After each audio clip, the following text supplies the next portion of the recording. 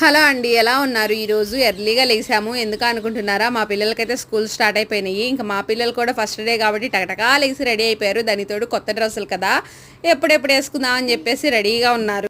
ఇంకా టకటకా లేసి రెడీ అయిపోతే ఇంక జ్యూస్ అయితే ప్రిపేర్ చేస్తున్నాను. ఈ రాత్రే కట్ చేసి పెట్టేసుకున్నాలేండి. ఓ పొయ్యి మీద పాలు, మరో పొయ్యి మీద టీ, మరో పొయ్యి మీద ఉప్మాకైతే ప్రిపేర్ చేస్తున్నాను. స్కూల్ స్టార్ట్ అయిపోయినాయి అంటే ఓసారి సేమియా ఉప్మా, ఓసారి గోధుమ ఉప్మా, ఓసారి బొంబాయి రవ్వ ఉప్మా అని చెప్పేసి మన ఫేవరెట్లన్నీ చేస్తూ ఉంటాం కదా.